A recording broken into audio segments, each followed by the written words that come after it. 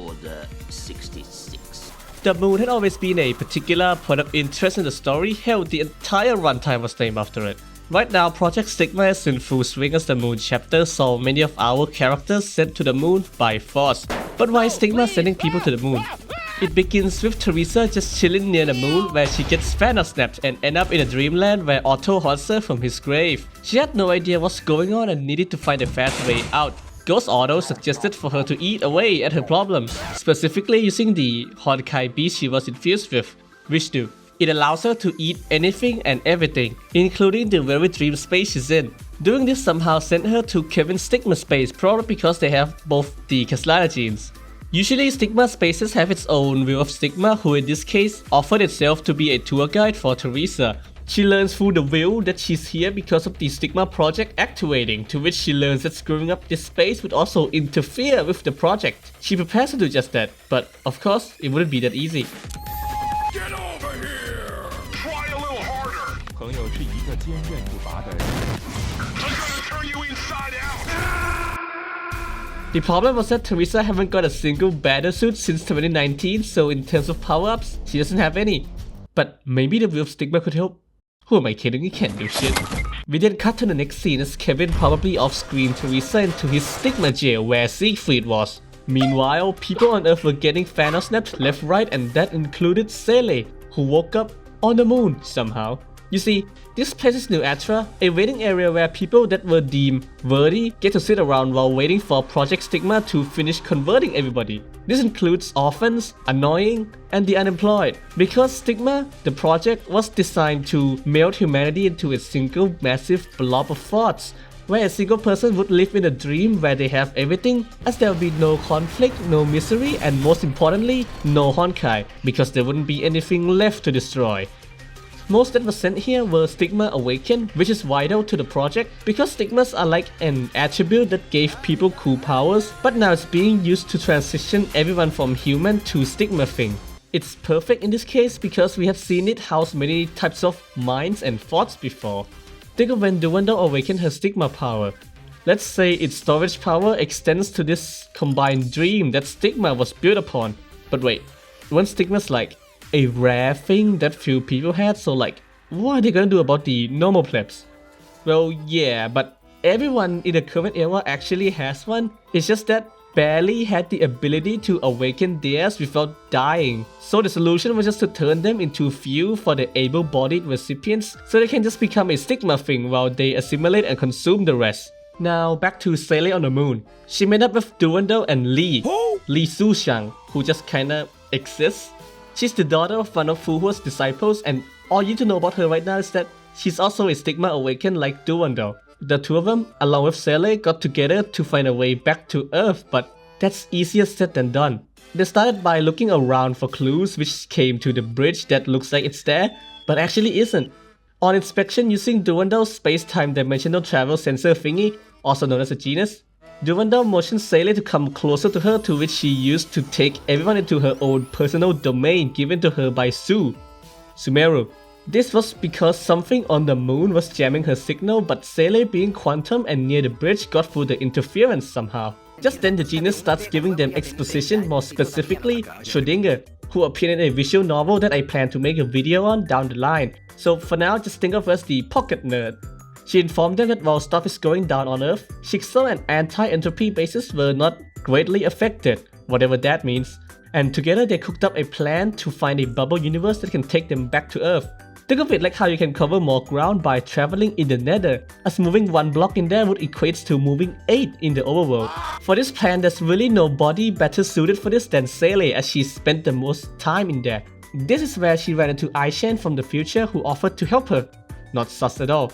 She gave her all her operational secrets, and the future Aishan tells her that the plan her group came up with probably won't work, and recommended her to go look for familiar people instead. We then cut to Kiana waking up in the Sea of Quanta as she was shortly joined by Bronya after they were chased around by a bunch of quantum monsters. Mind you, Project Stigma has specifically crippled Herschel powers quite hard, so now the normal goons are much more of a pain in the rear. In the commotion, Bronya distracted the monsters to allow Kiana to get through a gate that she was compelled to go through. There's just one problem. Behind the gate was a freaking dropper level. Better learn how to strafe now. Kiana would have needed to, but she was saved by her girlfriend coming to the rescue like some kind of knight. The trio was then led to a special bubble universe where they met this Bubble's Dr. May, who no one ever questioned why she looks just like Raiden May. She's the fragment the final Herrscher left when it teared through time and space. Normally these bubbles would be on track to disappear, but this bubble made a deal to be kept in hiatus until they can be used to trap Herschers when Stigma comes around. Oh, Sentient's also here, as she had led them through the mess in the Sea of Quanta on Dr. May's order. Now that Stigma is happening, this world will soon be gone, so Dr. May offered them a deal. Help her world survive in exchange of getting back to their world. Sounds like a good deal. But wouldn't that be betraying her boyfriend who wants to trap Herschers here? Yeah, but Kevin just doesn't care. Anyways, the gang get this plan started as they go on a rescue mission. Moving this plan forward requires knowledge from Dr. May's AI assistant, who's currently stuck on the other side of the same glitchy bridge the Stigma Awakened gang came across. Fixing this bridge can be done with Kiana's power. In addition, it would also help the people in the real world cross to the other side in their world. But the problem, according to Dr. May, was that she needed a psychic pro to uncripple Kiana, as the restraints are a psychological one. And it's just there ain't any in the vicinity right now. This angered Sentients, who couldn't think of a better comeback and opts to beat up Kiana instead. This was what Dr. May hoped to have happen as their plan worked, and Kiana gets a part of her powers back and reconstructed the bridge. When they went to the other side, the gang met Prometheus, who gave them the operational plan. Basically, there's a husk corpse that can save this world by connecting it to the imaginary tree, Durandal style. This would allow the girls to get back to the real world, and it's just that getting access to this thing requires precision in triggering the boss fight and beating it up without losing the connection it has with the world tree. In short, Kiana needs to fully uncripple herself for this plan to have any real chance at success. Earlier I said that the restraints were psychological, so you would think Sentience would be the one doing it, but she quickly removed herself from the possibility because they would need to do this. Instead, Kiana get to choose between May and Bronya, but really there wasn't a choice because choosing Bronya would have her reject that anyway because she knows her place. Besides, she already has her own. Anyways, time for some Kiana May fan service, let's fucking go!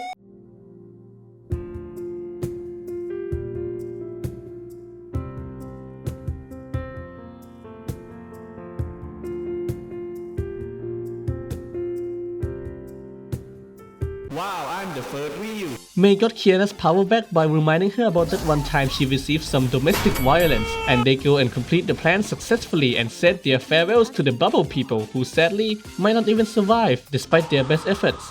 They got out of the bubble and reunites with the other Valkyries, but do you hear something?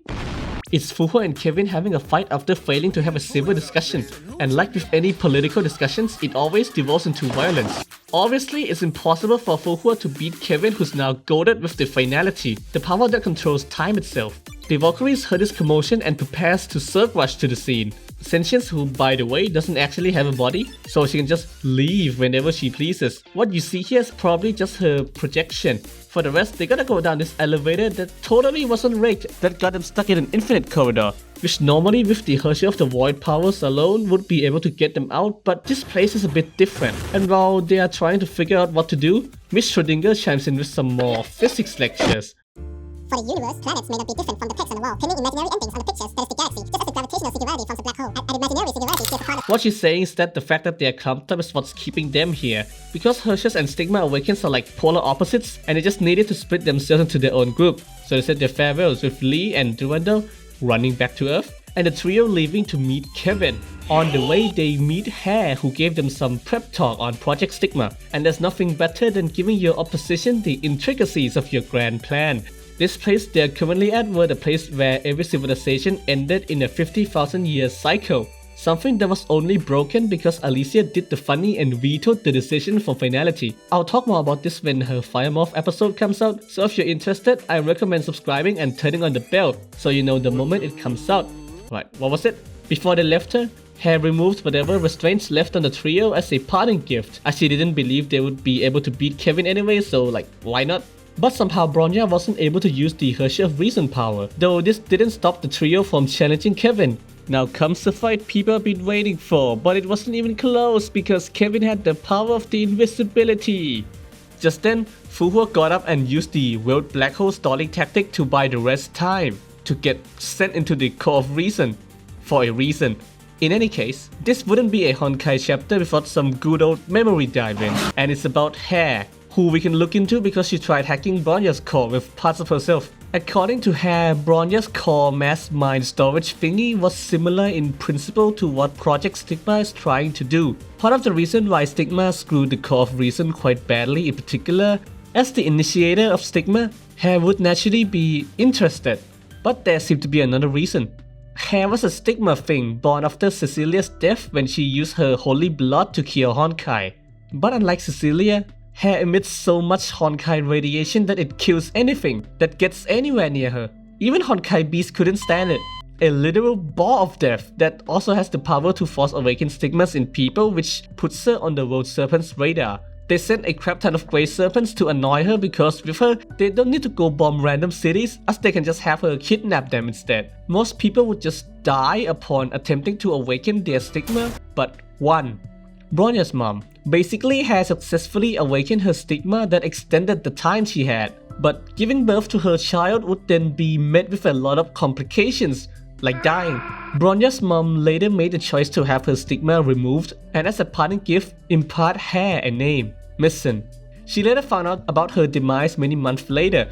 Now with the constant harassing from the Grey Serpents, Hair decided to take up on the offer on the condition that they help her find out what happened to her child, and that's how she's been stalking Bronya for all this time.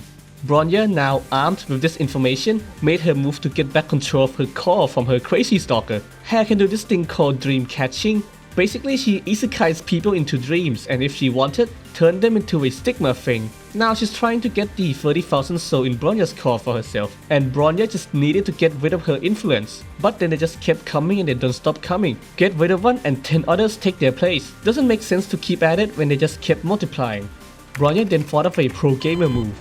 She gave up the Hershey core but got back to reality as the space was designed to trap Hershey's. Hair congratulated her, but that doesn't change the fact that she has sucked up the core of reason dry. She gleefully gave the empty physical core back to Bronya as a keepsake, but psych! That's what Bronya wanted her to think. In Honkai, there's this term called metamorphosis, where a subject transforms into stuff, typically used when Hershey's turn into stuff. But Bronya knows a thing or two from Prometheus, saved from that dead bubble by Hair. She could get that 30,000 souls back and speed up the process artificially. With this knowledge, Bronya became the Omega Hershey of Reason. After Hair runs away like a little bitch, the gang fully reunites and learns about some interesting info Kevin gave to Hua while he got stalled in the black hole that by this point was already gone. They could fix a broken transportation gate to get them back to Earth, which an Omega Hershey of Reason would probably be able to, almost like he wanted them to follow him as he's now gone to God knows where. And there you have it. Let me know what you think about this chapter down below. I hope this was easy to understand and also entertaining. Thank you for watching and I'll see you next time.